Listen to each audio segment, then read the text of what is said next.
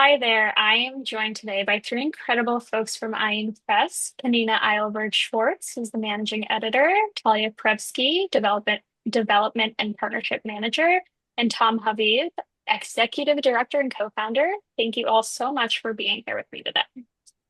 Ayin Press is a progressive Thank you. Ayin Press is a progressive independent Jewish publishing platform that's been transforming Jewish cultural expression since 2020. You amplify innovative Jewish ideas through books, digital content, and programming, with a mission rooted in the belief that culture and creativity can heal and transform the world. Ayin Press really embodies this month's theme of writing as activism. You don't just publish books, you actively seek out work that crosses boundaries and challenges conventional thinking. So tell everyone about your approach and how you see publishing as a tool for social transformation.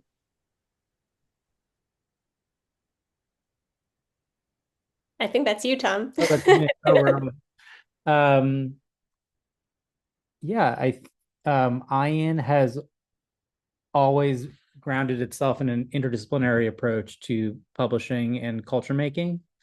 And so we have, from the very beginning, seen our curatorial and editorial process as a process that was actively trying to engage with different disciplines and engage with different fields, from the literary artistic fields of production and cultural production and output to scholarly and academic fields, to community organizing and social justice fields. Of course, these are wide categories, but we found that the siloization of each of these fields, and there are other fields as well, you know theological, spiritual work that we do, the siloization of these fields has kind of limited some of the generative cross-pollination that we know is kind of just a fact of life and is the fact of people's individual experiences as Jews and as citizens, and as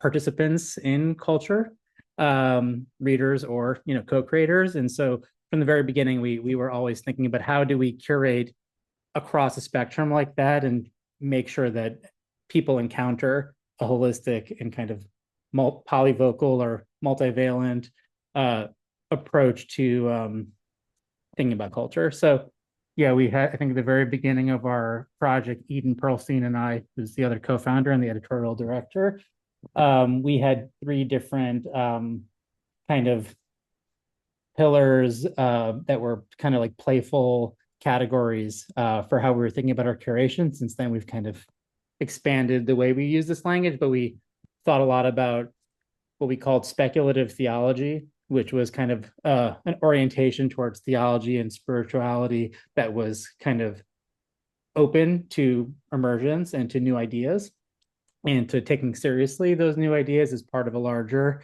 ongoing expression of Jewish life and also spirituality beyond Judaism. The other categories were political imagination, which was kind of like, and which is kind of our, well, I'll say both in political imagination and radical aesthetics. For political imagination, we had imagined our relationship to social movements and to social justice as kind of like also tending the horizon of emergence, seeding different ideas, supporting people who were taking risks within the social justice space, supporting kind of the cultural expression of certain social justice ideas and values, and also moving out of kind of like the fully operationalized or instrumentalized or kind of like just the on the ground, you know, in the streets version of activism, and also thinking about kind of like the activism that occurs in discourse and on an epistemological level, like on a knowledge frame level of what ideas are included and excluded from public consciousness. So political imagination was our expansive way of saying we want to publish on political thought. We also want to publish on risk-taking imaginative political thought and practice. And then for radical aesthetics would be the most, sounds bland now because what does radical mean? It can mean anything, but I think the etymology of radical still is powerful, being at the root. And I think we wrote some very poetic, not super nonprofit languagey statements that were, looking at the kind of what was it? I can't remember. I will quote it offhand and it will sound even crazier. So but yeah, looking at the root of different aesthetic regimes, basically ways of presenting uh, Jewish life, ways of whether that's like the aesthetic regimes that are against multiracial democracy, white supremacist or other exclusionary regimes that function in an aesthetic kind of uh, construct. So to actual like creative, expressive ways of being poetically and personally in the world that are like literary artistic forms that exclude other identities, whether they're queer or trans expressions of Jewishness. So aesthetics felt very political to us. So we were like, how do we talk about aesthetics that are beyond just art is additive, but also art is at the root of how people see themselves in the world. So Ayin is that mixture and has kind of like expanded and pollinated into other things and other types of projects that express that. But that's the like politics, spirituality, and art is the Yeah. normal way to say that. Yeah, yeah. No, that's amazing. Those are all really important pillars. I am excited to dive a little bit more into the work you do in each of those. So, kind of going off of that sort of like political reimagination, you all have made a commitment to featuring voices that spark important conversations and really challenge the status quo, which you were touching on a bit. I would love if you could walk us through your process for identifying and selecting these sort of like boundary pushing authors and writers. And what has this taught you about the relationship between controversial ideas and meaningful change?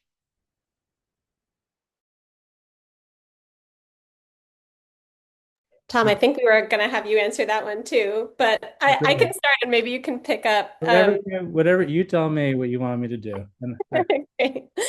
Yeah.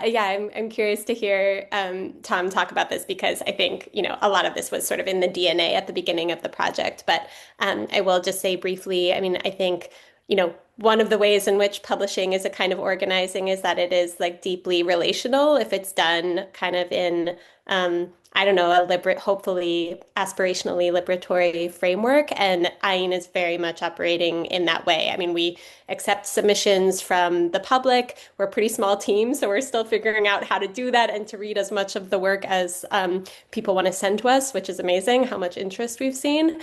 And a lot of the identification of these transformative thinkers has been through relationships. We're publishing out of the communities that we're a part of, Jewish communities, around spiritual axes, around political organizing, around art, and also communities that, of course, expand beyond the Jewish framework.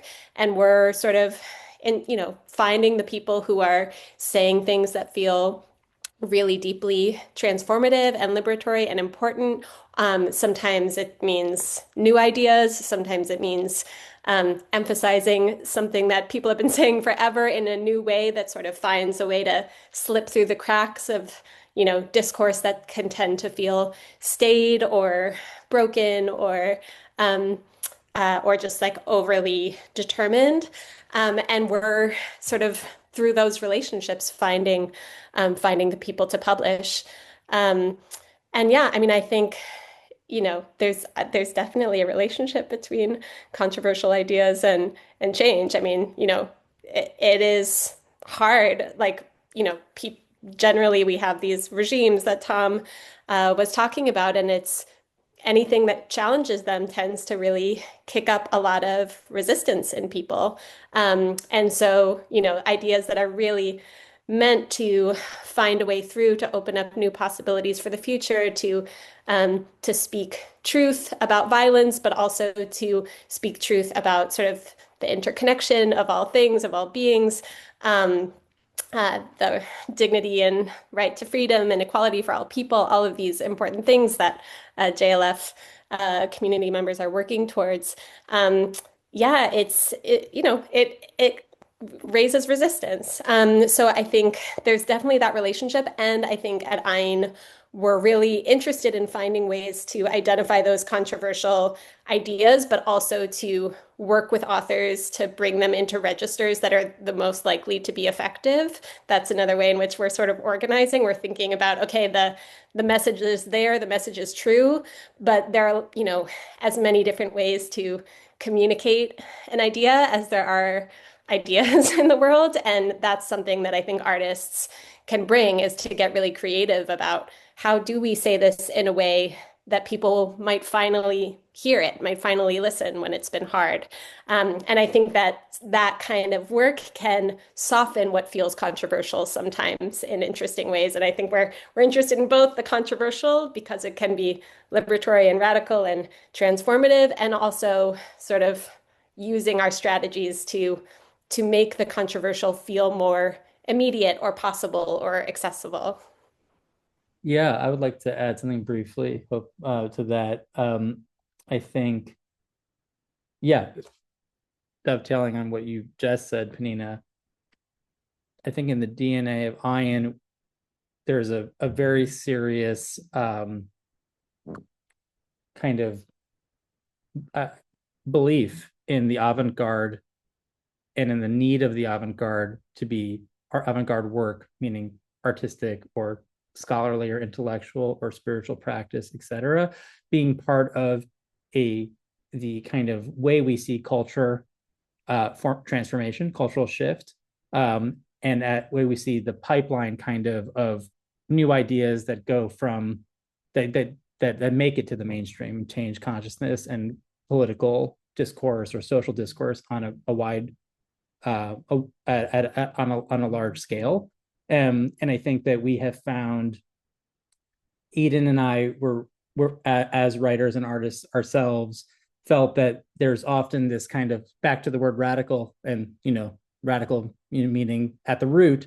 We found that there was kind of like people were cutting off people getting involved in social movements without understanding the roots of the social movements or the roots of the ideas, the roots of the leaders who had formed the ideas or organized the history around those ideas. And we felt like part of those roots are in kind of that emergent, really unpopular, forget even controversial. They're so unpopular that they're not even controversial because people aren't even talking about them other than the few people who came up with them. And so we actually believe that in order to have serious impact, like on the widest scale possible, we both have to be functioning as a kind of distribution hub, a publisher, a platform that is bringing things to everyone that we can and across as many communities as possible, but also to work with, as Panino was saying, artists and thinkers and community leaders at the ground level before their ideas have even caught fire with the world, and supporting and stewarding their intellectual, spiritual, and creative process so that they can have a longer term impact. And that also means like revisiting work that's been out of print to tell, or that's been out of the discourse, kind of like what Panina was saying, repackaging that so people know what were we can follow those roots and have kind of the lessons of how we create culture shift from the ground up and on our own terms. Yeah, so going off of what you were just saying about, you're often centering these perspectives that aren't even controversial because they're not even in the mainstream or being talked about. One part of your mission is really centering these often silenced perspectives to reshape what's possible in Jewish publishing and activism. So I'd love to hear a little bit more about how your work reflects that commitment, maybe some examples of that work, and what impact you've seen from prioritizing these voices. Yeah, I can speak to that. Yeah, like you said, I mean, from the beginning, since our founding, we've been prioritizing, lifting up marginalized voices, stories, perspectives, avant-garde ideas, and ways of being. And there are lots of different, fronts on which that's happening. Some that I think we are especially committed to and doing a lot of include lifting up Levantine, Sephardi, Arab, Jewish perspectives, cultures, histories. Thinkers who are critical of Israel or Zionism, who are often, also not finding space in institutional Jewish containers, also queer voices. There's many, many more, but those are some examples. And I can share a couple of ways that sort of a couple projects that are examples of that kind of commitment. I'm thinking about Ariella Aisha Azulay's first kids book, Golden Threads, which we published earlier this year, which is a really amazing project that draws on a historical instance of Jewish Muslim collective organizing in 1920s Fez, and then sort of uses that to, I think, really inspire ideas about about what might still be possible, even though the world that happened in has been destroyed in so many ways. And I know that for Ariella, she really wanted to write this book because she found that she didn't have such a book to read to her grandchildren that showed them where their family came from and also provided a template, a frame for imagining the world that they still can and must create. Um, and yeah, I mean, around the Zionism and Israel stuff, and one example would be Shaul Maghid's book, The Necessity of Exile, which was, one of our biggest books. I think it really had a pretty profound impact. It sort of examined the costs of Zionism's attempt to erase the exilic thread in Jewish thought, political life, culture, and I think served as a pretty powerful site of conversation, including charged, difficult conversations in the days after October 7th and as the destruction of Gaza accelerated. Um, and I'm thinking of one more example on the sort of queer publishing front. I've had this short story of Jay Michelson's in my head for some weeks. In the short story, he imagines that one day everybody wakes up and Leviticus 18:22, I think it is, one of the verses that prohibits queer sex, just has disappeared from all of the Torah scrolls in the world. Um, and I think that really, I mean, I think there's in all of these examples, there's this kind of imaginative thread that Tom has already spoken to that is really key to our commitment to lift up these voices. And I think the impact is really big and also like the most important things kind of hard to measure. But we definitely see that expanding, growing communities of people are coming to Ayin looking for their own reflection in the work, which can be hard to find for for marginalized voices, communities, perspectives. Coming to us looking for examples of collective histories to delve into and to use as a map for imagining futures and inspiring political organizing. And I think really coming to us for that imaginative stance. I mean, I think that piece of the work can sometimes kind of fall to the wayside, especially in times of emergency like we're living through. But imagination is what creates the future. And so it couldn't be more important. And I think that this work of kind of lifting up these stories and voices is part of our commitment also to that broader imaginative work of trying to seed a new world and seed the future that we want. Yeah, now I want to read all of those. They sound great. So switching gears a bit, beyond traditional publishing, you all have developed creative projects that function as tools for grassroots organizing. So, can you tell us a bit about this work and how it functions as both artistic creation and cultural activism? Yeah, I think this one was for me. But you guys tagged me. Um, there's a couple ways to answer this question, and I think it go on the kind of more strategy philosophy side. I think it goes back to what I was first talking about of looking at publishing in an interdisciplinary way and not saying so. First of all, not looking at publishing as we publish books and not looking publishing as just we just publish articles on the internet. And so on one level, we're publishing audio work, we're working on podcasts, and in context with traditional publishing in the sense of either one of those things. In addition, my work that has been woven into Ayin's works since the beginning, connected to the Hamsa Flag project, is definitely a more unorthodox kind of way of thinking about publishing. Print books. Not everyone thinks about printing flags, but yeah, in a sense, that's another project that kind of functions as a publishing and dissemination project. And I could just say briefly about that work. That project was sort of born out of a question about how nationalism functions in Jewish identity, nationalism, Zionism, all these things, and has been in conversation with my Sephardi ancestors and heritage, and kind of going back to what Panina was saying about imaginative acts that help us envision and landscape possible futures. It functioned kind of primarily as a kind of like a artistic intervention in discourse, that didn't necessarily have a specific outcome, but was designed to raise questions about how flags and markers of collectivity function, and to inquire into what markers of collectivity, like a flag, like a hamsa, like a pomegranate, like a fig, could signify about other forms of collectivity that could be more inclusive, that could be more horizontal, that can include Jews and Palestinians, or Jews and Muslims, or different kinds of identities in diaspora and not. And so to think about that project in terms of publishing, we have been kind of printing flags in relationship to my own, or the book of poetry that was connected to some oral history work I did with my family, my Turkish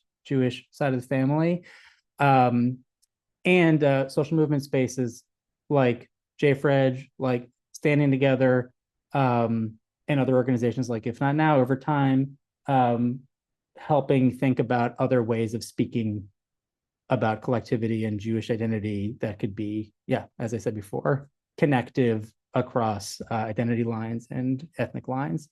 So that's a more of like a social practice project. So it has a different dimensionality, but we're very excited about supporting work. I think there's a couple other projects like that. I would even like surface a project that we're supporting and publishing called Torah Ta, which means per Torah, and it's the regendering of the Old Testament in Hebrew and English.